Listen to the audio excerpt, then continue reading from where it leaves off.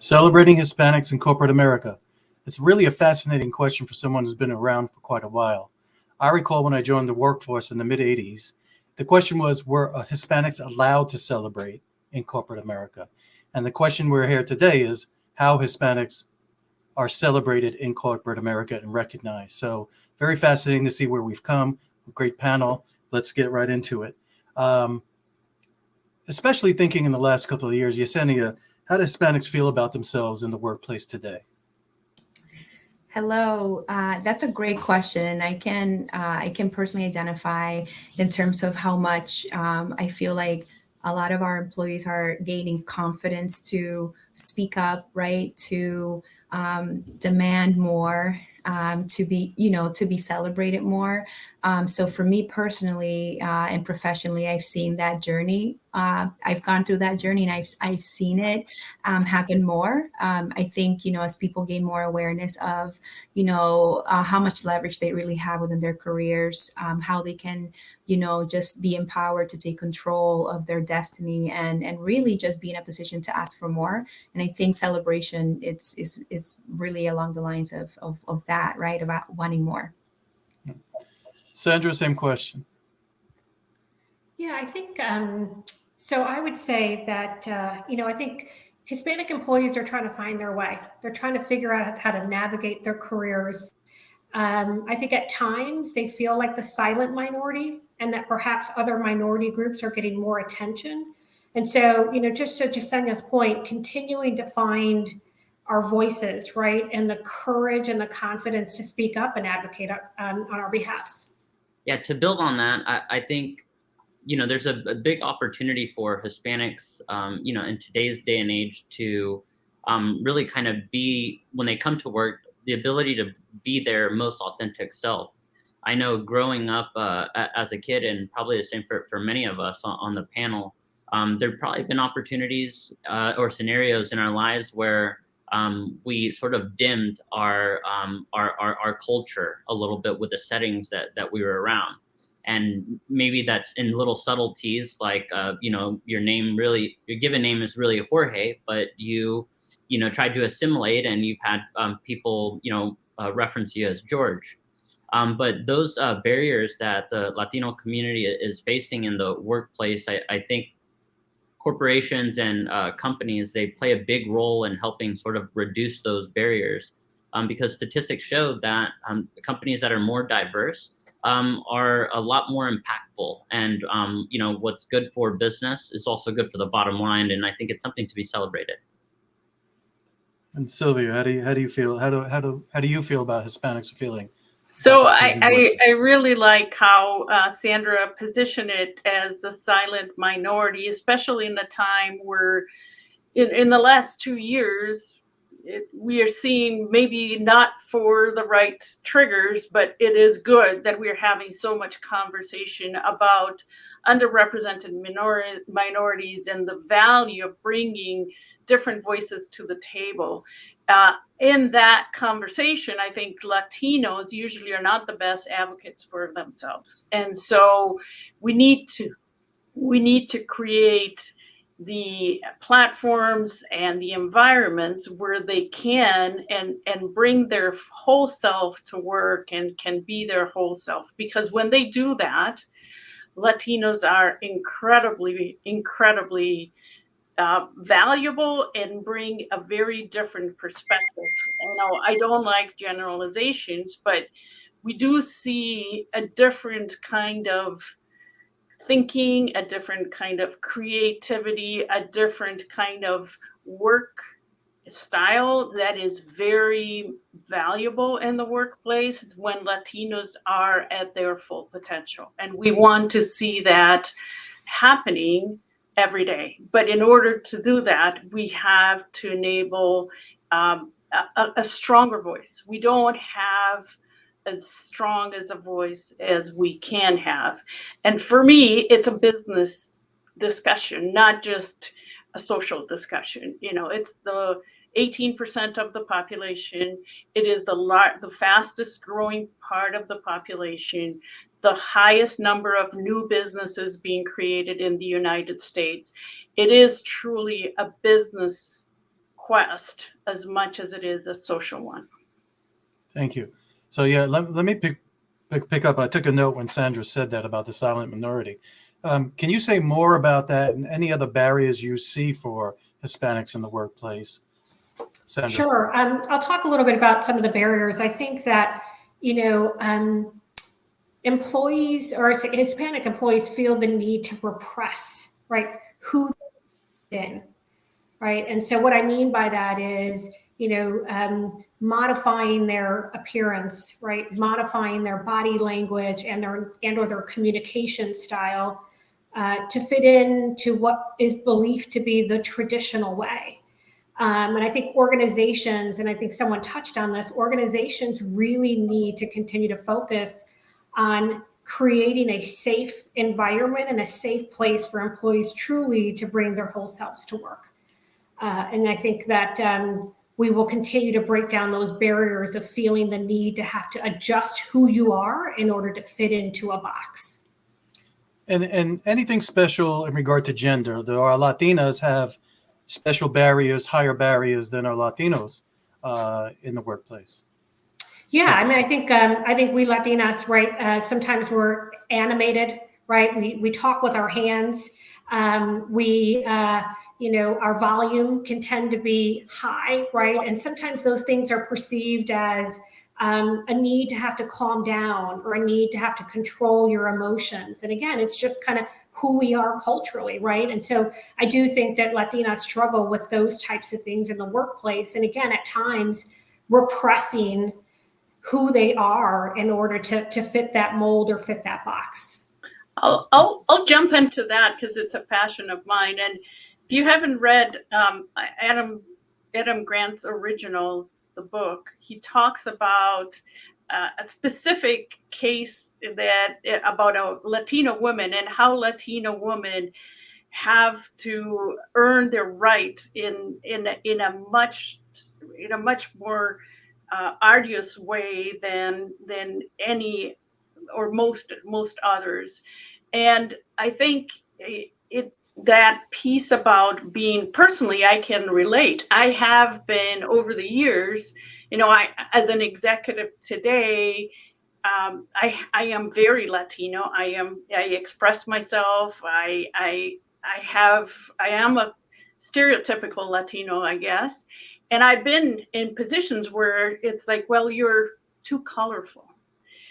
Or you're intimidating because of and I guess over time, I went through a phase of repressing, and then I am now completely embracing it, having sensitivity to what, it can be misinterpreted. But in the end, don't we need more color in the world?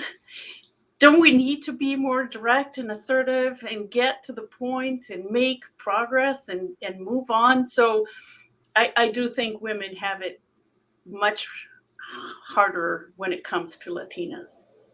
Yesenia, what do you think about barriers and the Latina question as in regard to barriers? Yes, I've been wanting to jump in because I think it's so deeply rooted in us, the way that we're brought up, as an example, I have an accent, right? I'm from the Dominican Republic. And for many years, in my younger years in my career, I always felt self-conscious to speak up, to ask questions. I didn't grow up with, having mentors around me that could guide me through the corporate environment and that can kind of help me understand, how to, be my authentic self. What does that look like? What does that sound like? Can I be my authentic self?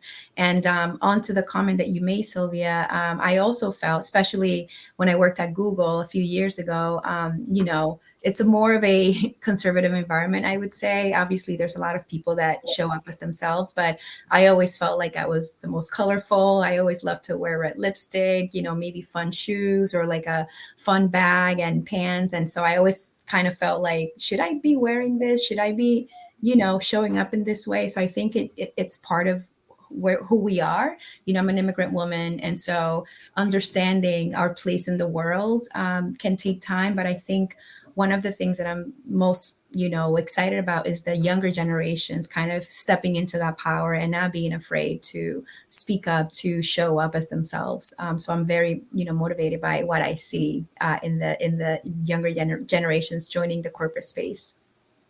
Thank you. Yeah, I don't hear an accent at all, but my wife's Dominican, so maybe that's part of it, or maybe it's the way I grew up. I'll make a quick comment. I want to get to Marty on this, get his perspective on it.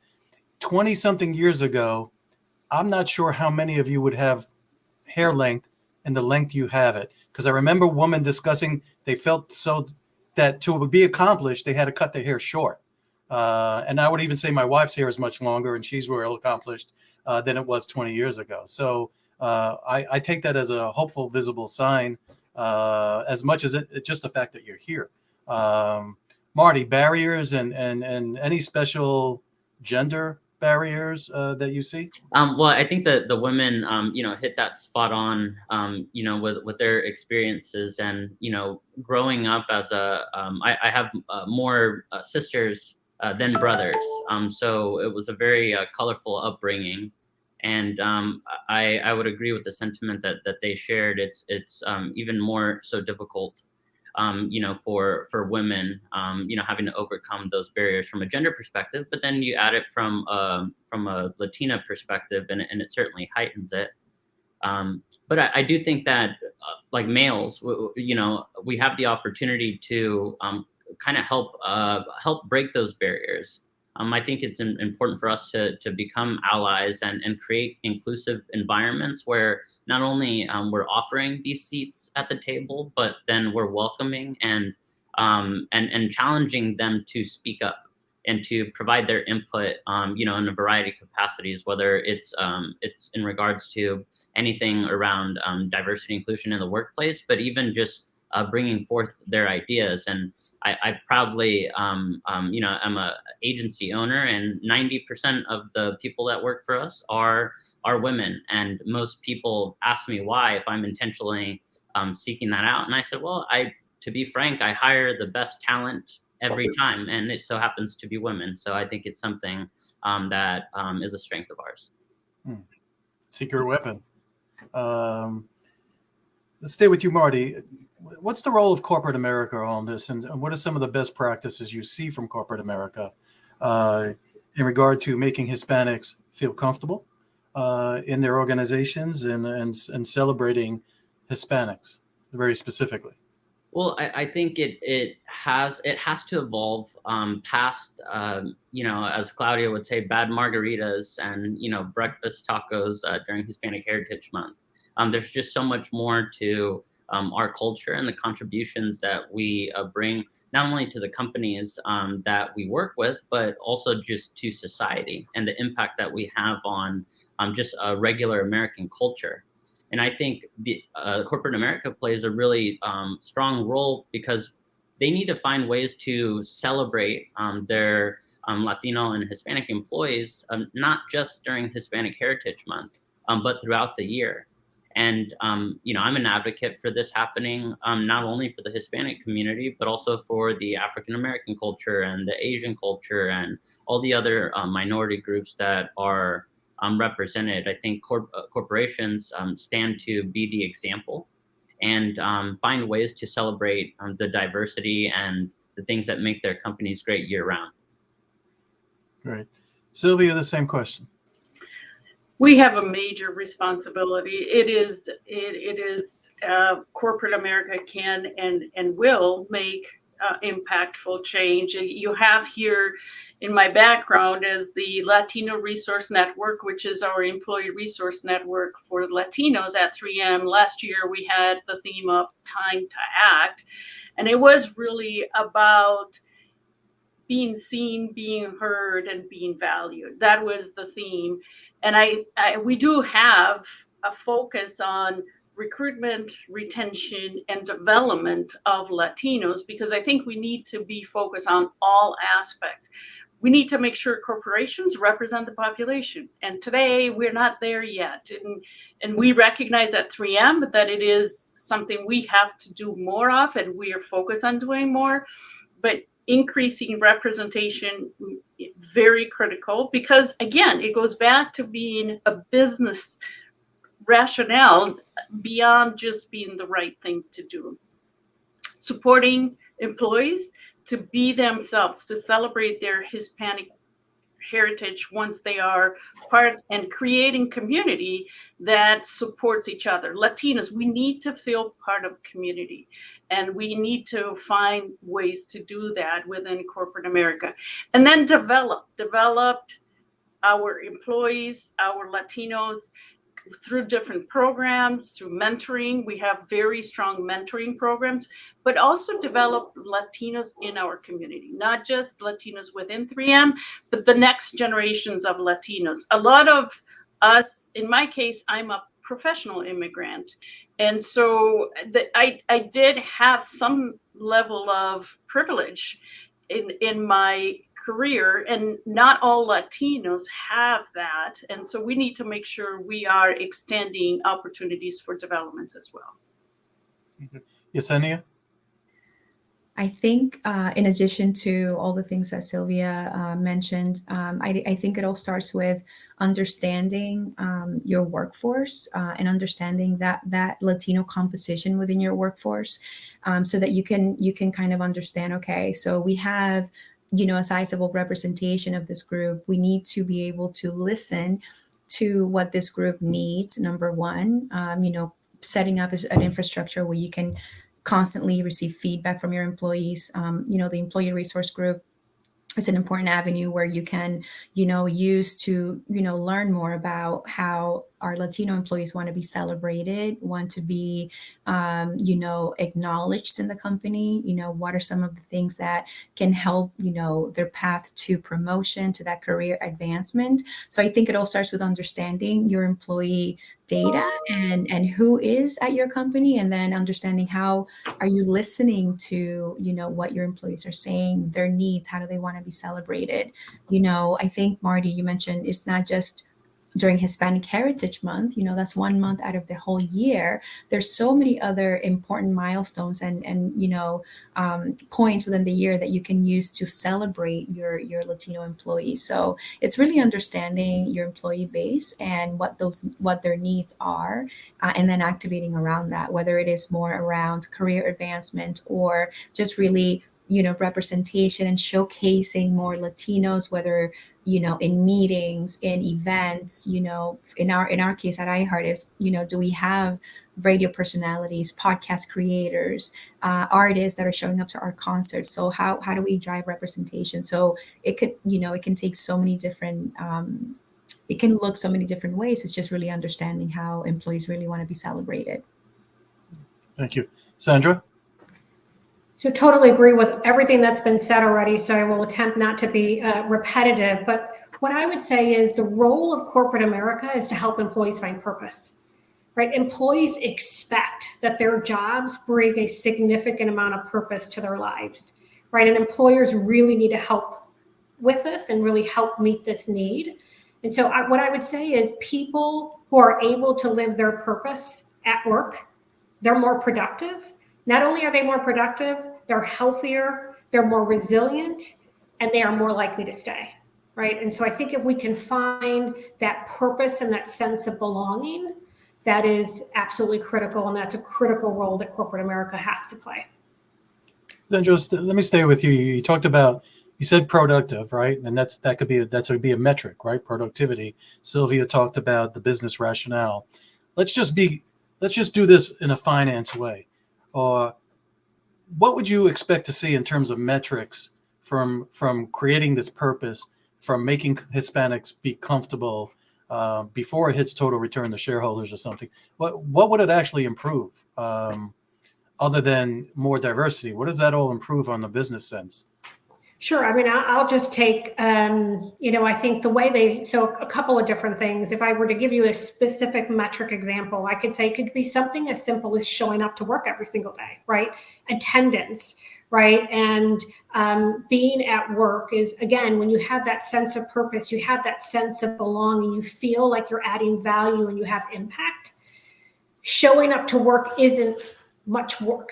Yeah, it's work, right? Let's be clear. But again, you feel like you want to be there and you want to give back, right? And so I would just say one simple metric could be attendance goes down when attendance goes up, right? And not showing up to work will decrease, just with that, again, that sense of belonging.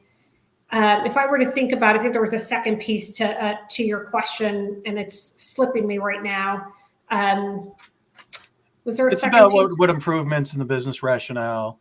Yeah, so I think I think that's just from a metric perspective. But again, I think while there's we are obviously in the business world and metrics are important, but I think that also employees will show up differently to customers, right? So I always say happy employees equal happy customers. And so again, I just go back to if they're feeling a sense of purpose and a sense of belonging, how they show up to serve our customers every day, how to serve our employees every day, how to serve the communities in which we operate in every day will look and feel very different. That experience to that customer and to the employee will be very, very different. I think, going back to Sandra, happy employees mean happy customers. I couldn't agree with that more. When you have a large organization and you have different divisions, you want to make sure that you have people who are dedicated to, lifting up each of those organizations and divisions. So, understanding, are you providing ways to, measure performance on their side, Are you providing direction? Are you giving your employees an opportunity to, learn the skills that they need to learn in order to perform, their roles effectively? Once you have that in place, then, are they happy within the roles that they're in? Maybe are you able to help find other areas where they can maybe thrive more, right? Or where they can really just, expand their knowledge, expand their leadership skills. So, opportunities for that mobility. And then once you kind of create that environment where people feel, number one, safe, happy, and, in a place where they can, thrive, you'll get that business impact. If you're thinking about advertising sales, which is a world that I come from, you will be motivated to go out and sell those products, right? That podcasting content, that radio content, those concerts, because you really believe in the company values, you really feel supported. And so as a salesperson, you're going to go out there and show that to your agency partners, to your client partners. And so I think it directly translates to business success. It's just understanding what are the metrics that you're providing? How are you supporting, and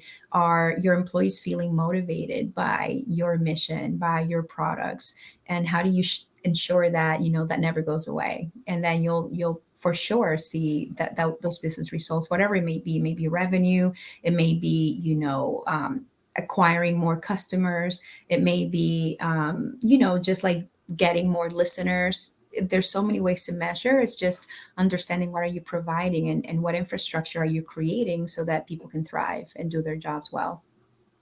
Thank you. Silvia, you came up with business rationale. Yeah, so I think by 2050, a third of the U.S. population, there to give or take, will be Latino. So, that in itself, if you as a company cannot relate to that segment of the population, if your company has not changed to understand and become more Latino as a company, have more Latinos as part of the company, and embrace Latinos and Latinas, I don't think you can really succeed with that third of the population. And to make even more of a rationale, it is the fastest growing economic force in the population. So, who doesn't want to have a foot in the market that's growing, high double digits, right? So it is all about growing, and it's all about being part of this large population that is in the United States. And I think back to Sandra, purpose is really a critical element of that, and enabling the organization to create that sense of belonging, that sense of purpose through education. I think we need to constantly be a messenger of Hispanicidad, and as well as this business rationale. But I think this is a great question, and I think it's something that a lot of brands and organizations struggle with, because there's so many layers to this, and you might find yourself at a particular position in your company, and you might feel as though you can't impact change. But I'm a firm believer in what it takes establishing baselines, and I think we could all contribute in no matter what role we're in. If we are working for a company or business and we're actively involved in hiring, well, let's look at baselines and see, are the applicants coming in, are we fielding very diverse applicants? Are the people that are applying, are they making it to the interview process?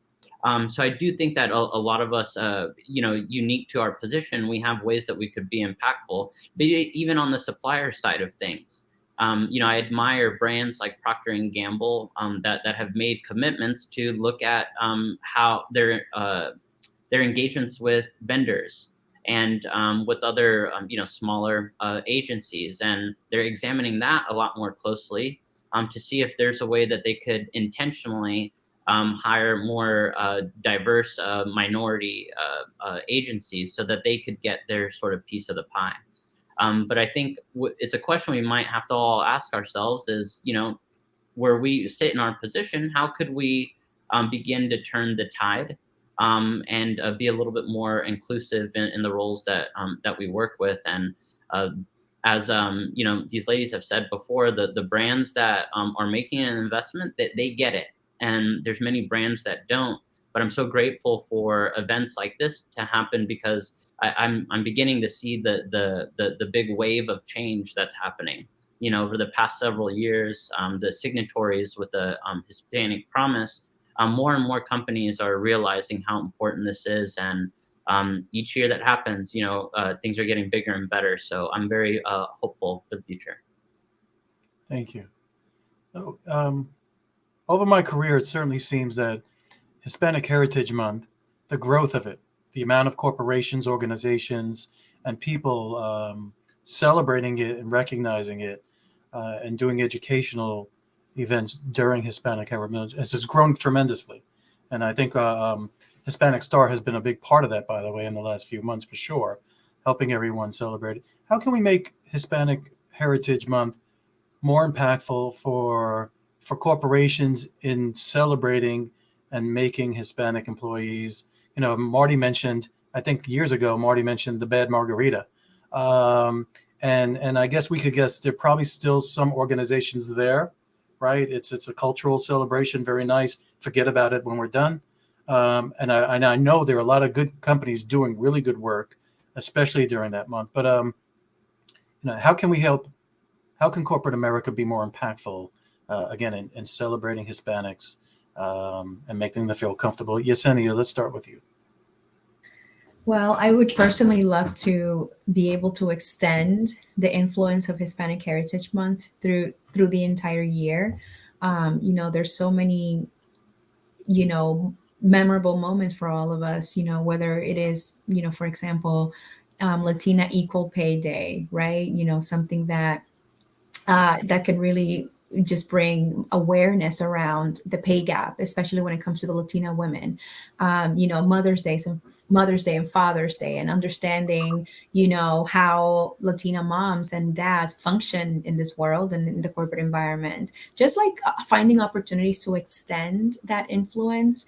On the iHeart side, we do a huge concert, to celebrate Hispanic Heritage Month with, the top Latin artists in the moment. And we also do several employee activations. But I think it's really understanding on an ongoing basis, so it doesn't feel like it's just September and October, where you're recognizing my heritage, where you're recognizing my interests, is really all year round. And I think when we do that, it just becomes a lot more authentic and genuine, and people just see themselves represented more, and people really do start to feel like, okay, they get it, right? It's not just, because we're celebrating Independence Day in September, October. It's more about, me all year round, and not just Latino employees, employees of all backgrounds. How can we do a better job at representing, those passions and those interests and those needs all year round, rather than, Black History Month, Hispanic Heritage Month, Asian American Pacific Islander Month. So it's really should be more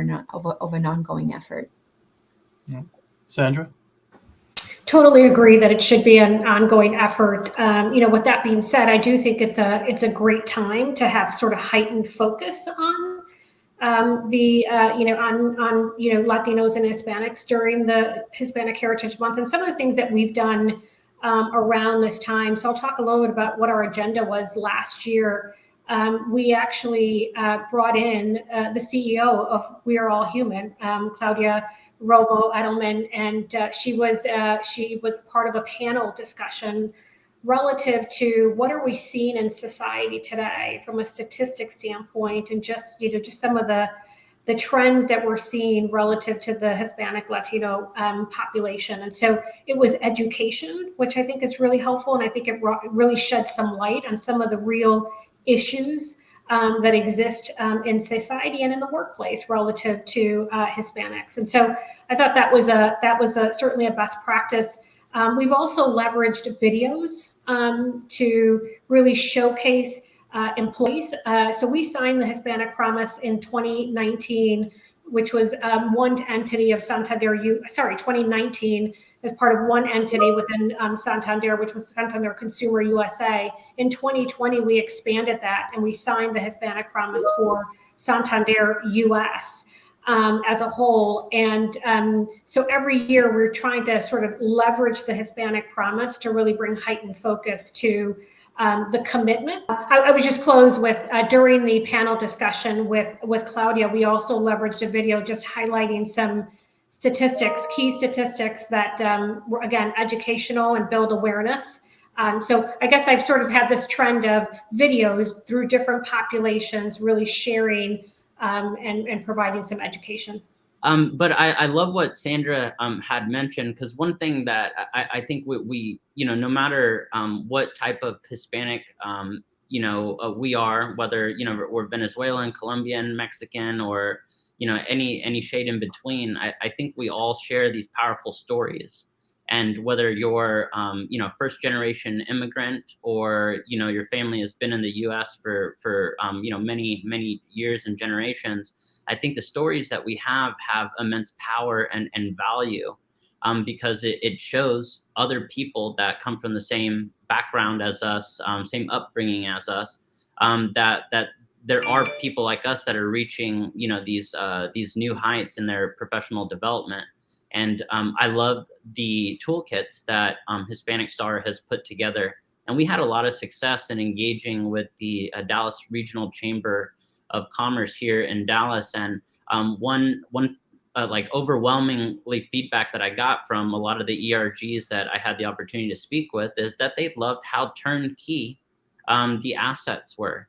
It made it very, very easy for ERGs and people that work at various companies to adopt and not reinvent the wheel.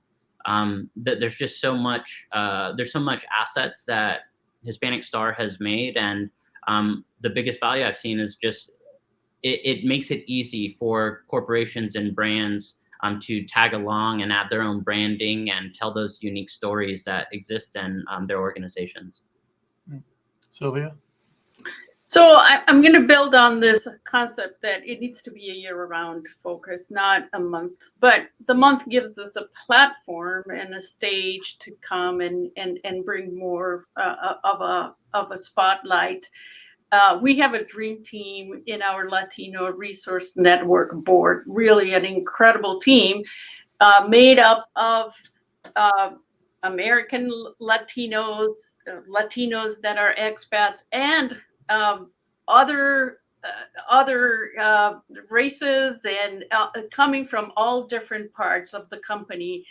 And I would say the one thing that I am very keen on is this, taking the message beyond the Latinos, taking the message, making this the value of having a Latino population in the company known. And one of the things that the team did was spectacular last year during Hispanic Month was this video sessions where we would watch together, we were all working from home, so it was easy to do this virtually. We did the series Habla from Alberto Ferreira. It's a HBO series. And so we would watch the testimonies from Latinos, and then we will have discussion groups. And it was highly attended by all kinds of, cuts of the population of 3M. And it was a very good discussion and an opening for everybody to better understand Latinos, the challenges Latinos face in the market, in the marketplace, and what we can do to embrace them better. So I'm just giving you one example. We raised the flag. The other thing that we did that was the Hispanic Promise flag. We had a very ceremonial event, and that was publicized, and we had the flag up. We raised for the first time the LGBT flag last year, and then the second flag was the Hispanic Promise flag, and it was a very touching moment and event. But I think, again, year round, but use that month to do more, and more that goes beyond the fun, right? The food, we love it. We love the food, we love the dancing, but we got to bring the next thing. Yeah, let me stay with you a little bit. We've all mentioned in some ways, most of us have mentioned in some ways, our engagement with Hispanic Star. Can you explore a bit more how they've been a platform and a resource for you and 3M to help celebrate Hispanics? I think, this is a personal view. I think it shows a commitment and an engagement beyond the walls of 3M. We are signing up to recruit, educate, and develop those Latinos in the United States. It's not just within the 3M walls. So that's how I feel that is very, very powerful. We use some of the tools. We have had Claudia come for panels as well. But I think the real meaningful is the statement, the act of signing and what it portrays to everybody within and outside of 3M. And I just want to bring one point that may not fit exactly with your question, but I am very passionate about, and I think it's good to discuss in this panel of celebrating Latinos. One of the key problems that I see always with Latinos is that we are not good networkers. Maybe because in our countries, it has a negative connotation. If you network, you're not earning your right. There's corruption. Sometimes people get jobs or things because they have connections. But one of the areas I spend most of my time with Latinos is helping them understand that in the American upbringing, my kids went to school in the United States. They learned to network from, I think, kindergarten. It's expected, it's embedded, and we are at a disadvantage if we don't learn how to do that. And I think it is a very important message that all mentors and all Latinos need to focus on, is how to be better at building networks and feeding and maintaining networks. Yeah, I listen, Prospanica and the Shimba before it grew because of this creation of a network, right? That was unique at the time nationwide, and it wasn't there, right? And there weren't other networks. So I agree, it's powerful when we have it. Marty, I know you already talked about Hispanic Star a good amount, but tell me about, how is it served? I mean, you and I met at a Hispanic Star event first time. how it's been a good platform and a resource. Yeah. So right as COVID started, I've always been involved with Hispanic Star in some capacity, but I kind of dove in head first, really around the start of the pandemic. Like many of us that lead organizations, after I was able to kind of mitigate the financial fallout that happened with COVID, I knew that I had to do something to sort of impact the community, and I was extended the opportunity to be the Hispanic Star ambassador for Dallas. And through my involvement with the organization, I've found so much more meaning and purpose than I could have ever imagined. Over the past 2 years, I've been grateful to have the support of Hispanic Star and of partners like Procter & Gamble and Nabisco and Conagra and Pepsi. And we've collectively, over the past 2 years, distributed over $1 million worth of goods to the Hispanic community in need. And it's something that I find a lot of value and purpose in. And fortunately, it's something that my agency also is actively involved in. So I'm excited to build upon the previous success that we've had here locally. And, we have a really big regional summit coming up for Hispanic Leadership Summit here in Dallas. And I'm just excited to be part of this catalyst for change. And I'm grateful for the opportunity to be on here with this incredible panel of women and leaders talking about how we're celebrating our community. Sandra? Yeah, I think Silvia touched on it, and it's around commitment. I think that the Hispanic Star is a much bigger thing than just something internally within one organization.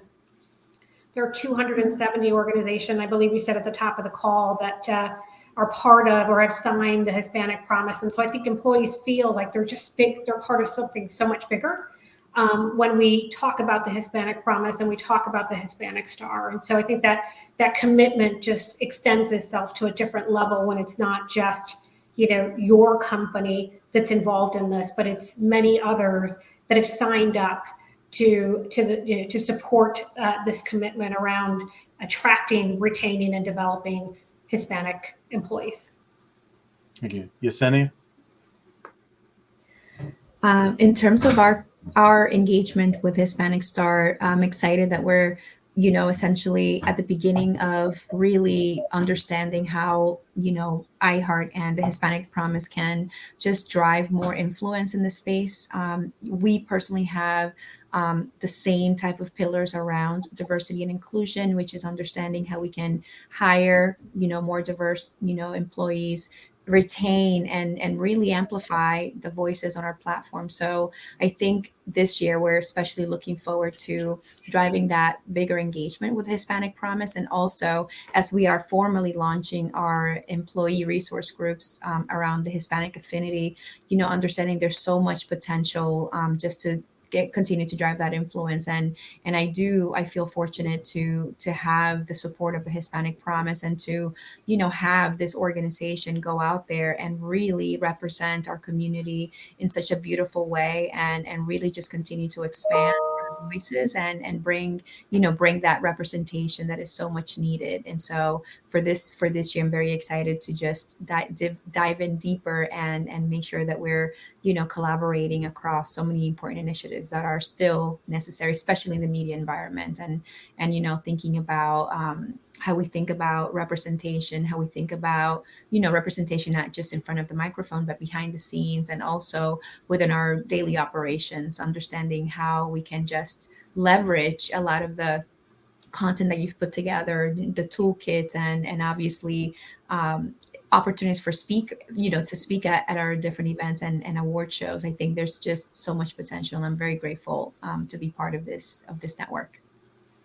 Yeah. Thank you. Yeah, Hispanico was an early signer and a partner of We're All Human Hispanic Star, and been highly engaged with them ever since. And there's something else. The notion of unity amongst all the organizations is very important. There's some questions we've had in here that we didn't get to regarding, sharing best practices and things like that. And the more we can create overlapping or reinforcing networks, right? Because there's many networks we have in this country that have been built, but bringing it all together, I think, is very important. And so Hispanic has been part of it. So, with that was our last question. If you want to just maybe a 30-second close from everybody, we'll start with Sandra. I would just like to close with thank you for the opportunity to be part of this discussion. I think the more that we continue to have these types of forums to really bring forward, ideas and thoughts and perspective, and really spread the word. I think it's really helpful, and it really focuses on what we're trying to drive here. And I know we talked a lot about Hispanics and Latinos today, but this is about inclusivity, right? And inclusivity for all, right? And I think that's really important. So thank you for the opportunity. Yesenia? Same. Thank you so much for having me in this powerful discussion.